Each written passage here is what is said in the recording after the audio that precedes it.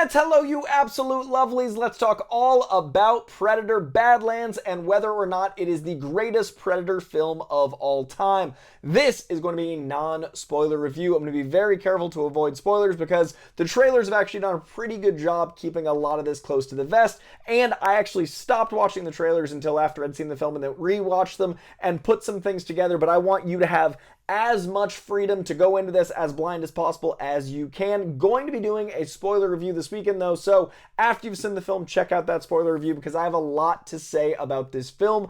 I actually rarely do non-spoiler and spoiler right back to back, but I have so much to say on this one. So this one, non-spoilers, I promise you we're going to be talking about the movie's overall themes in a very non-spoiler way, talking about the acting, talking about the tone, talking about the power of Dan Trachtenberg within this franchise. If you're new to this page, please hit that subscription bell. I cover movies, I cover TV, and I cover lots and lots of comic books. And yes, this feels very much like a 90s Dark Horse Predator comic. Got to be talking about that as well. But if you're into any genre stuff, you're into fantasy, you're into geeky things, please hit that subscription bell because I'm covering all that right here. I read about 50 comics a week and I break them down every week in a live stream trying to help people get back into comic stores or into comic stores for the first time, as well as covering movies and TV in review form like this. So press buttons, hit the like, press the subscribe, leave a comment letting me know what you thought of Predator Badlands. Let's talk about it. All right, so this movie is so inventive. It does what I think a lot of people want out of these characters, which is give us the character we love as a lead. But it does it in a very clever way that allows for some incredible action, which the PG-13 actually serves, by the way, because you've seen the trailers or at least have the context of who is in this film. The film stars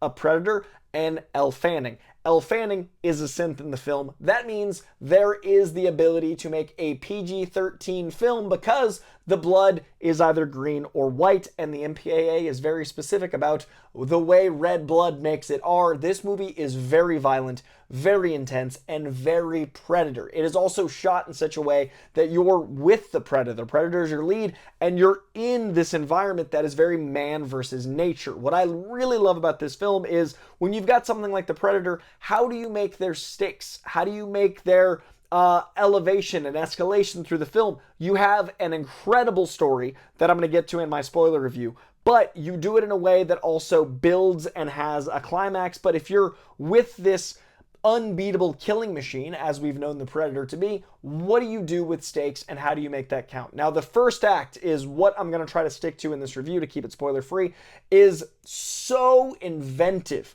with the Badlands themselves. The character of the Badlands is so smart and inventive and able to bring levity to the darkness of the character in a way that feels canonically appropriate, but also like some of the best fantasy you've ever seen. This movie's sweeping landscapes and vistas feel like reading a comic book in the fantasy genre, feel like your mind's eye of these great fantasy epics, but also like the side of a frickin' van. This movie feels so sweeping, especially in its setting, and I love the man versus nature elements of this film, especially to make the Predator really work in a very different story. Now, we've also got Elle Fanning, who likewise brings such a different take to the concept of synth, to what this dynamic would be. And it really, really serves the movie both as a narrative, both as a great way to have an eye line, both to give us a human element, but also to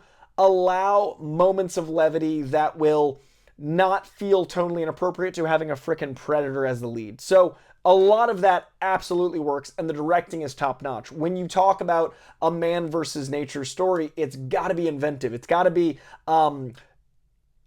the story you would want to tell with an alien character on an alien planet, but still feel like something that you couldn't think of yourself. There's got to be constant pivots and constant changes so it doesn't feel rote. This feels so left turn, left turn, left turn, and the energy is always building. I love the pacing of this film. I love the way it takes left turns at all times, and I'm very excited, and I really hope you do watch the spoiler review because it also deals with themes I didn't expect. It deals with, in addition to man versus nature, there's obviously some man versus self elements, there's some man versus man elements in the broad sense of things, but it also deals with a lot of very heady concepts that are the most human things. And I think that's what genre content does well. It tells very human stories in big, bombastic, in this case, inhuman ways, but it does in a way that's like a Trojan horse for morality. You've got the big shiny thing, but it's got so much going on under the surface. And like I said at the top of this, I don't usually do non-spoiler and spoiler back to back. I usually pick one, or I just do a non-spoiler, let people see it for themselves. There are so many things I cannot wait to discuss that are thematically spoilers that I didn't feel like it was fair to just say, oh my god, this movie's amazing, without that spoiler review. Now, the title of this video is Predator Badlands, the greatest movie in the series. That is very tricky because by the nature of this being a Predator-led film, it is very tonally different than a lot of other Predators, and I think that is its strength. It follows, in directing at least, Prey, which is Dan Trachtenberg's first Predator film. Then there's Killer of Killers, the animated film, and now this Predator-led film. So he's done three very different dynamics for this incredible world, and he's built an incredible world out of it. But what I love is this might be, for me, my favorite blend of what I love about Predator, but in a way that I didn't think would work. I honestly didn't think you could do 100 minutes with this as the lead, and I'll explain that more in the spoiler review.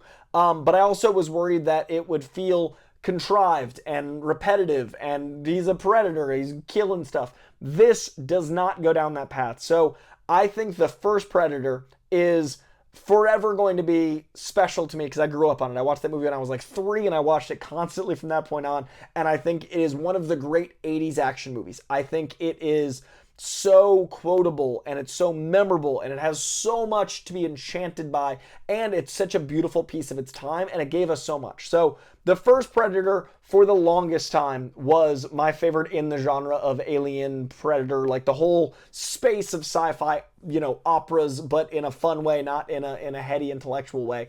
Prey then kind of made it so those two were neck and neck. They're both 4-star films for me. Prey is a reinvention in such a wonderful way. It is using an incredible language and an incredible culture to tell a story in a contained way that feels brand new, and it uses period very authentically.